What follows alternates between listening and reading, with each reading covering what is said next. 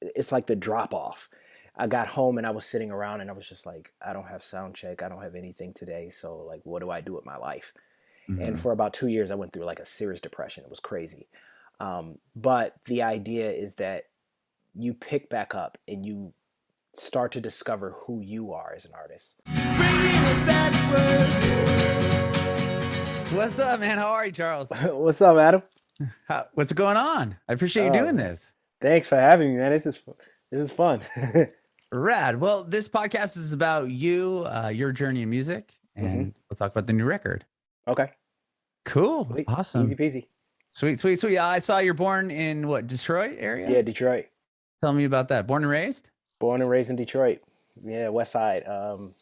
What a great city to be born in. Music everywhere. Sure, sure. Yeah. And you came from a musical household? Is that what I saw too? Uh, well, my mother's side was the musical side of the family. My father's side, not so much. My mother's sides were all entertainers. My uncles were tap dancers and saxophonists, and my grandfather was a organist in Memphis. So all the music and stuff came from that side of the family. Amazing. Sorry, real quick. I think something's like it sounds like metal is scratching on like the mic, maybe. Maybe I'm tripping. Maybe it's just, maybe it's that. Oh, Yep. perfect. Yeah, I didn't want to get distracted. Yeah. Sorry about that. No, it's all good. I just want to make sure that Yeah, we yeah, got the best sound. Cool. yeah. So you said, sorry, real quick. Mom's side of the family was musical. Mom's side of the family's musical. Like I Okay. said, uncles were musicians and tap dancers, and grandfather was a pianist and keyboard player and radio personality. Oh, So really? Rad. yeah, I all came that from the stuff came radio from world. her That's side. sick. Yeah, yeah, Okay. So you started playing piano first at an early age, or when did you start yeah. playing? Started at age 4. Yeah, Wow. yeah, super early. Was that something that you wanted to do, or your mom or dad was like, "Hey, you should try to pick up the piano"? No, no, mom was like, you know what?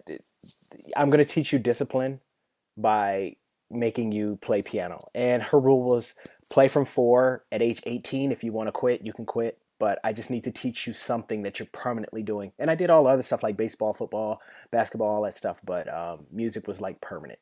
Wow. So she made you do it all through up until you're Yeah, 18. up until I was That's 18. Yeah, incredible. I love yeah, pretty crazy. that. Wow. Okay. Was it something that you were enjoyed, or was it did it kind of become something like, ugh, I don't want to have to do, blah blah blah. Like, was it? I guess my question would be like, did that turn you on or off to it in the beginning?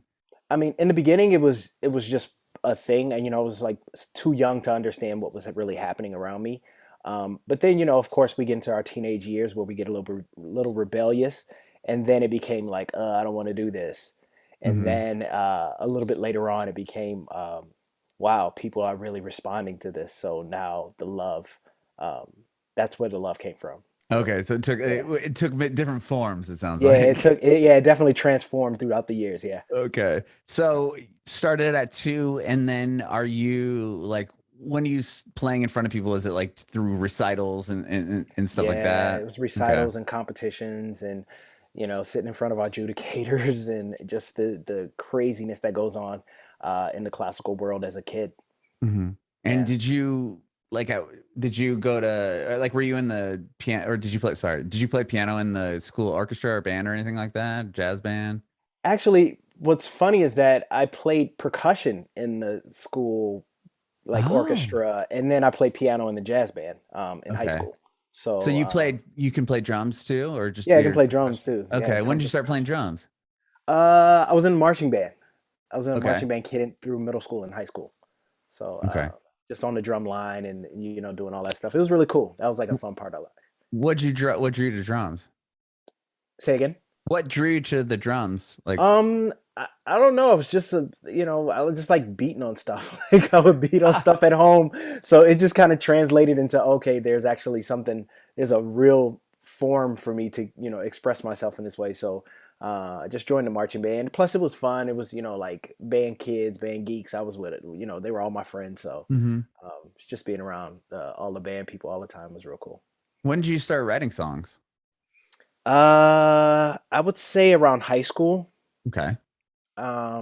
That's when I started writing. I was really into jazz at that time, and I started writing jazz tunes for my quartet that I had back in Detroit. So that's how. That's I can honestly say that was like the first time I experienced like writing like songwriting in any way, shape, or form.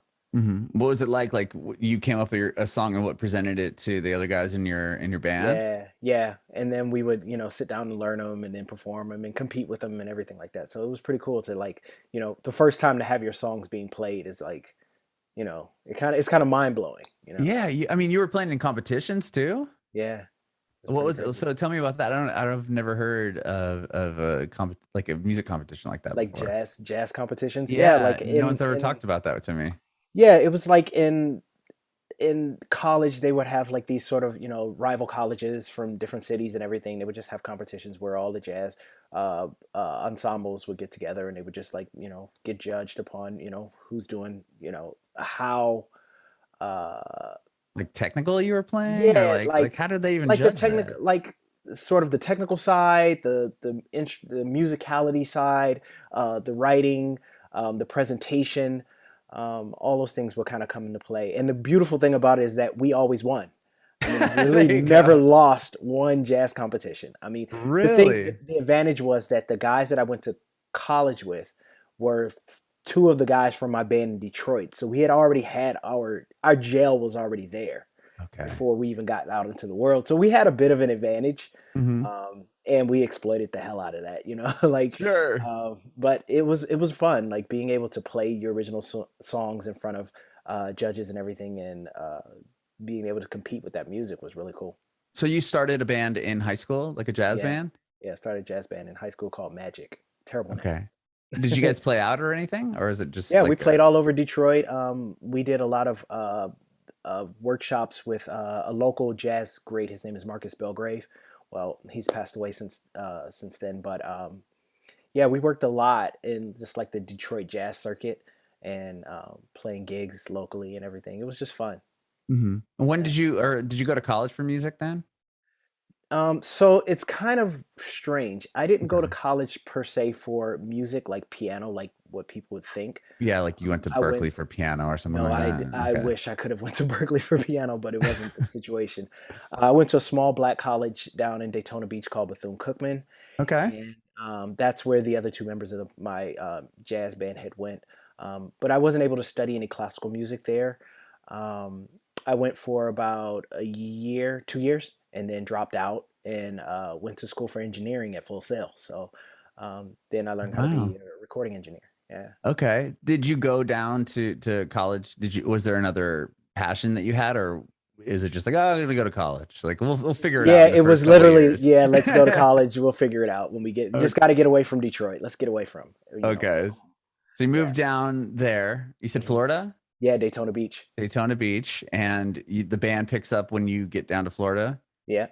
And what, Yeah. you acquired a couple of different members, or did everybody from your Just band move from Detroit down yeah, there? everybody except for one member. So it Okay. was three of us. We missed the fourth guy, so the fourth guy was replaced in the school.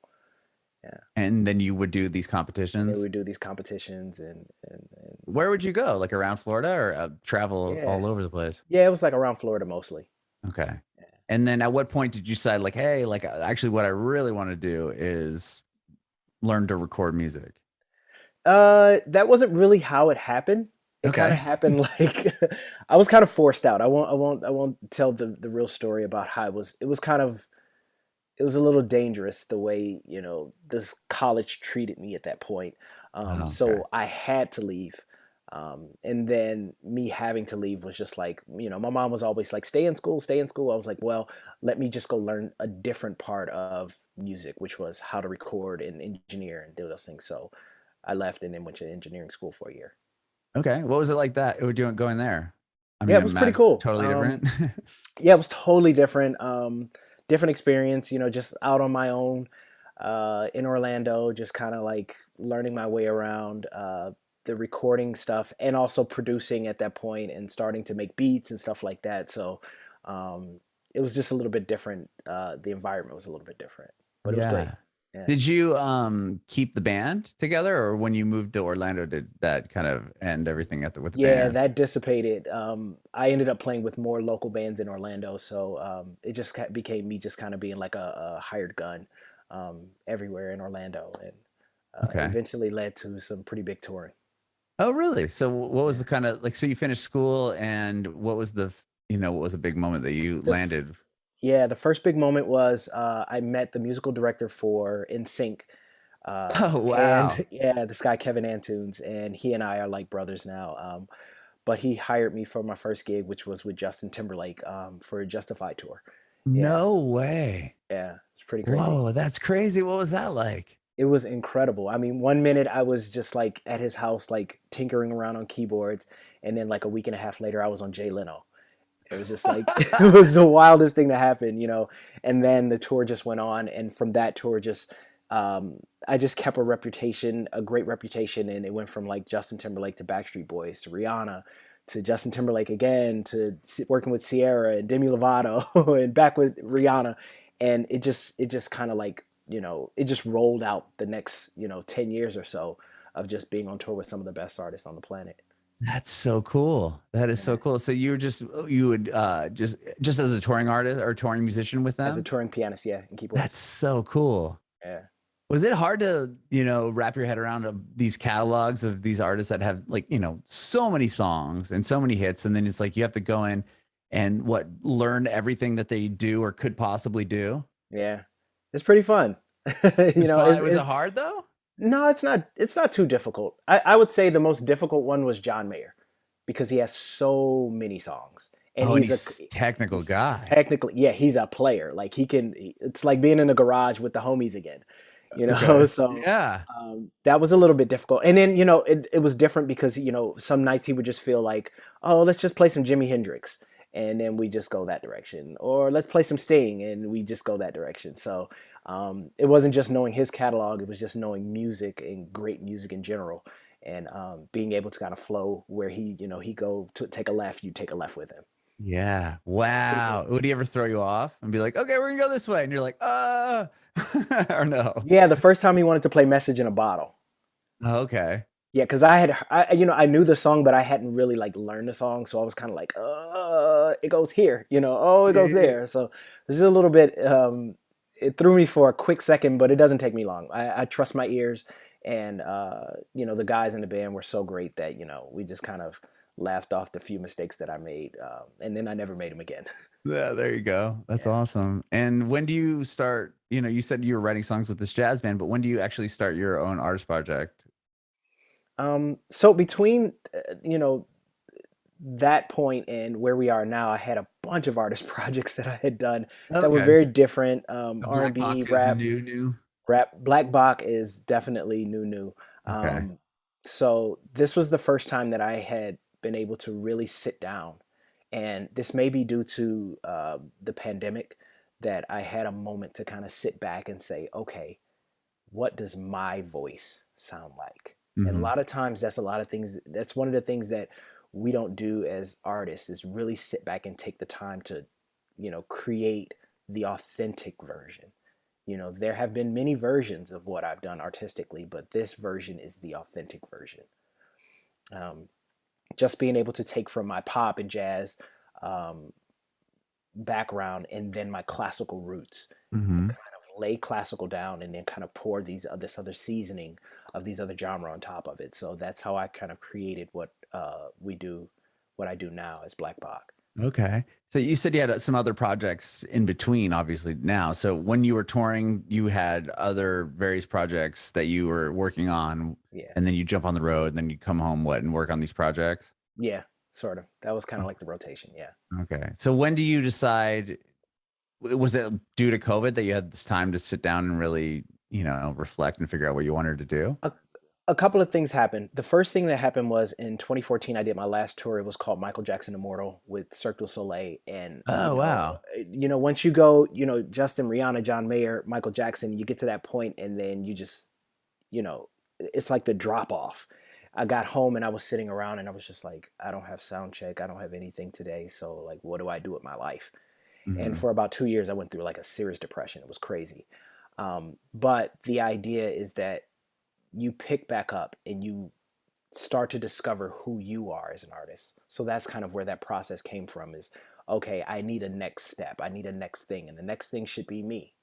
Let me Hmm. take the time and invest in who I am as an artist, who I am as a writer. So that's kind of where it stemmed from. And then my publisher said, hey, you should do a solo piano album. And I literally, I literally on the phone said, "What the hell does that even mean?" Because I was completely lost. I had no idea what was going on. But as a writer, you sit back and you say, "How can I create stories with no words?" And that was Hmm. kind of like the foundation of Black Book, was like, how can I write stories without words? And just the gap of, I started and then pandemic hit right away. So I had like this big, chunk of time. And I wrote for 121 consecutive days to create, Whoa. to create Black Book was a real feat of constant writing every day, waking up, whether it be 5 minutes or 5 hours, I would write every day for 121 days. And it was just all done piano. It's all, yeah, it's All just you on piano. the piano, right? Yeah. No vocals, No nothing. vocals, no lyrics, And nothing. how did you like? How were you able to get across? I mean, you have some big, especially on Black Book, right? I mean, some Hmm. big, deep, meaningful songs, right? You have Yeah. like, George Floyd and the struggle for the equality, like, and then Yeah. you writing these songs. Is it just kind of off of what you were feeling at the time, and then that translated into what? Like, tell me about writing these songs, I Yeah. guess, without lyrics So and getting the I, point across. I think I come from, I consider myself a painter. I come Okay. from like that sort of world of thinking like a painter, and being able to show people through the lenses of a black man in 2022 what this world looks like to me. Hmm. So as I had done, so in the case of George Floyd and the struggle for equality, like it literally was happening in real time. And it was one of the most difficult pieces to write on Black Book because it was happening, and like the Hmm. emotions were very real and palpable, and like everyone felt it. I would just turn on the TV, or just like, and this event was happening in front of my face. So as you hear, like on the beginning of the song, I'm literally just banging on the piano because I was so Hmm. angry. Like I had to get this anger out first, and then once the anger goes away, it's like this sadness kind of falls on me. Hmm. And if you follow the whole arc of the piece, you'll hear these moments of like the anger comes back, and then Hmm. this kind of very reflective moment happens. But in the end, it ends with the theme to "We Shall Overcome." So it's like, even though this has happened, we still need to stay strong. We still need to make sure that this doesn't happen again. We need to come together as one unit, as one people, as a human race, and just like make sure things like this and tragedies like this don't happen. Hmm. Yeah. And were you kind of taking the approach with the record? Like, did you know what you wanted to write about? And then that would, or well, I guess when it came to the album, was it like, okay, today this is happening, I'm going to just write about it. And then what you jot down kind of what you were thinking. And then is that what kind of came with the song title? Like, how are you putting the songs together? Like, okay, November 7th, 2020, was that a song that you knew, okay, I'm going to write about this event and here we go? Or it was just like, this is happening today. It Yeah. needs to be this. That one was kind of like it. I wrote an inspiring song. I wrote this a very inspiring, uplifting riff. Hmm. And when we finally started recording it, it had another title. It had a completely, the other title for it was The Canvas. Okay. But what ended up happening was we were watching the Joe Biden had just been declared president, and we were watching CNN. And as we were listening back to the track, it sounded like the soundtrack. Like we turned off the volume on CNN and turned up the music, and it was literally the soundtrack where all these people were in the streets dancing around each other and hugging and smiling and celebrating. It was super uplifting. And Oh, I just wow. That's interesting. remember, like, I was like, "What's today's date?" And they were like, "November 7th." I said, "November 7th, 2020. That's the name of the song." So a lot of things are happening, but I'm just kind of like taking the events and kind of like, if things are happening in that time, then I'm just going with that energy. I'm not. Got I'm you. allowing the songs to complete themselves and title themselves. I'm basically relinquishing control of everything pretty much, and just letting it flow as it flows. Yeah, that's so interesting. That I mean, just the way that you present the record and just the depth of it, and then Mhm. coming out with, and it's just like, but this is all just what I'm gonna speak to you on this piano. Right. Yeah. I love Definitely. it. Yeah. Thank you. Yeah, it's and with then you obviously do some covers Hmm. also that you kind of came out later in the same year, right? Yeah. With like a lot of the Christmassy type Hmm. songs. Yeah. And so currently you have a couple other songs out, and is this going to be part of your next project? Yeah, so what we're doing is a re-release of Black Book, so the Black Book Deluxe. It'll contain the poems that were written by this wonderful poet, Lauren Delapenha, who pretty much, when we first met, our objective was to give Black Book a twin sister. Okay. And these poems that she wrote about these songs, I mean, they're literally twins. Like these poems make it all make sense. So the Okay. deluxe edition is giving you the poem, then giving you the song, the poem, the song. So now you get to kind of get a little bit more of into the mindset of where we were, where I was in creation, and then where she was in creating poems that go along with these songs. So they're not together. Like she didn't do a poem over what you had No, done. they're not together. They're completely separate. Oh, Yeah.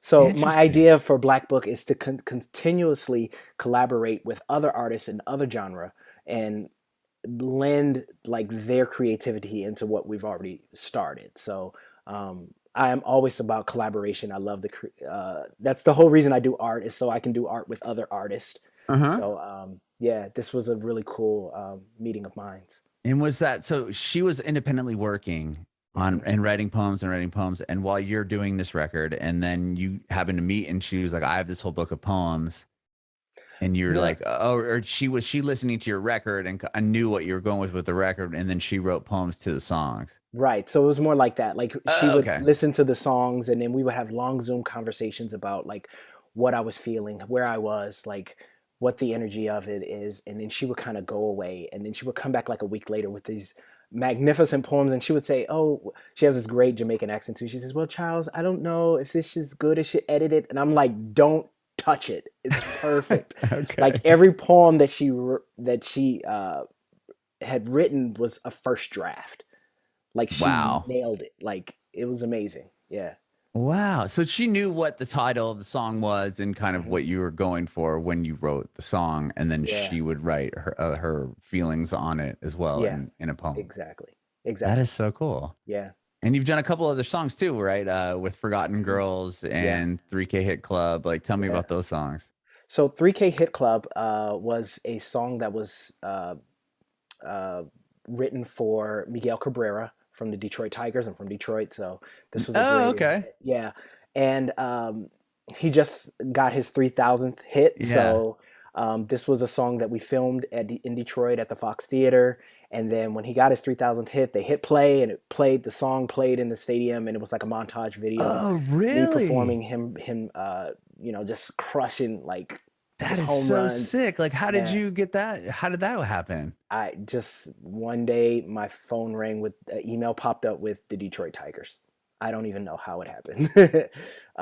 I guess someone in Detroit knew about me from doing an interview on NPR with my good friend who's like my god sister and Elise, and it was just all the pieces kind of fit together and it made sense, and that's how 3K Hit Club was born.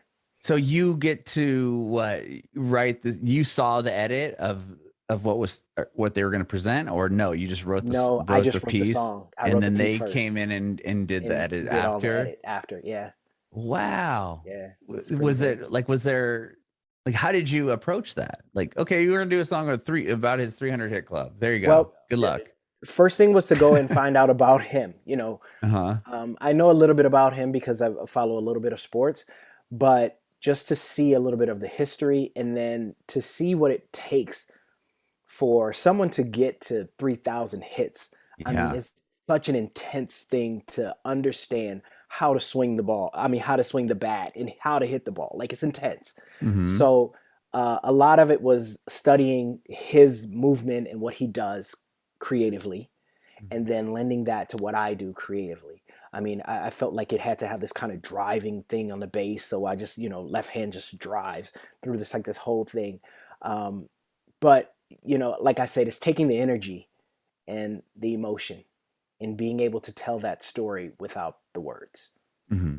Yeah. Wow. I mean, what you do is so incredible. Like I Thank you. wouldn't have any idea. Like, have you ever thought of like scoring, or have you done scoring for films Absolutely. or I've anything? done some scoring, but that is definitely I love writing to film, so that is definitely in the future for me. I was gonna say that seems like something you'd be so fantastic at. I mean, the fact that you can write these songs with these deep meanings Yeah. that with no visual, right, at all, just like it's all just you coming up with it as it's going. Like, I wonder if that would take a different part of your brain, or if that would be easier or more difficult, like seeing something and then responding to it that way. Or Um, have you thought of that? yeah, I mean, sometimes it happens that way. Like, there are instances where I've seen things or witnessed things or heard things, and like there's a couple of the pieces on Black Book which are from my own personal experiences, which are things that I've experienced. Like, I Made Her Breakfast was about, me thinking I was in love at one point with this girl, Mm-hmm. so um, these are all, like all songwriters, we write from our experiences. Mm-hmm. But this is just, like I say, writing with no words. I'm telling the story, but I can't tell you in words what it was, but I can tell you an emotion and feeling how it felt. And that's kind of where my songwriting comes from, is just being able to dig deeply into emotions. I love that. That's something like that would be so hard for me to do. And just the fact that you do it so well, like I'm so, yeah. I envy what you do, man. It's awesome. Oh, that's great. And I appreciate your time today. Thank you so much for doing Yeah. this. Thank you for having me. This is awesome. Anytime. Real quick, I have a question about behind you. Are those all passes from the touring you've done? Okay, so this is great. These passes are, I'm actually at my tour manager's house right now, Okay. who's a good friend of mine, which I went to Full Sail with in 2001. So we've known Wow. each other for that many years, and I just completed my first tour yesterday. So I'm just here at his house waiting to fly home tonight. And those are his laminates. There was a Black Book laminate hanging Oh, on the cool. side. So it's always good to see. I mean, he's got some pretty epic names up there, like Alicia Keys and Van Halen, and then to have Black Book, hanging Yeah, next to them, it's so that's cool. killer. Yeah, Yeah, that's a cooler story than what I thought. You're like, oh yeah, this is like Justin Timberlake and all these people that you toured yeah, with, but to have your name up there with all the with greats all that he's those worked with. legends that Yeah, he's worked with, how yeah, cool is that? yeah, it's How was great. the tour, by the way? Oh, it was awesome. I mean, the crowds were amazing. So receptive, so much love in the room. I mean, there were tears, which is always my goal. My goal is to make you feel in a way where it really brings out something. I mean, to cry is a release. And Hmm. to me, I feel like I've served an audience if someone has a release. If someone's able to be that much into their feels that they're able to release some part of the, be it happiness or sorrow or what, a loneliness or whatever emotion. But it was super cool, super fun. New York was great. Uh, I love New York. I love playing in New York City. Hmm. So and the beautiful thing about New York was that for what now 2 years now, I haven't met my team in person. There's so Oh, many people that sure. are just on emails or who I've just seen on Zooms, Hmm. and they're all on the East Coast in New York. So I was sitting in a room. We had a meet and greet before, and I was sitting in a room with about 30 people, and I was just looking around at all my team, and I said, all these people believe in me. And I shed like one thug tear. It came down the left side. One It was thug crazy. It was one tear. thug tear. And I was just like, wow, this is so amazing to have these people in a room and be able to hug them and let them know how much I appreciate their time and efforts and energy that they put to helping me bring my vision to life. I love it. Thank you again so much for doing this, Charles. I really appreciate your time. Thank you. My last quick question for you is if you have any advice for aspiring artists. Yes, take the time to find out who you are. When you find out who you are, it makes it easier for you to present who you are. If you're presenting something that's someone else's, then that makes you a silver medalist. You I want to like be the that. gold medalist. You don't want to be a silver medalist. You want to be able to present yourself authentically. What we're doing right now, I mean, I always say, like, it's not like the music industry woke up this morning and said, hey, let's promote a black neoclassical pianist from Detroit. That didn't happen. So even in that, I'm okay with knowing that what I am doing is me. And I think that's what gives me the power and the strength. And at that point, the music industry is now opening its doors to me because I am authentically who I am.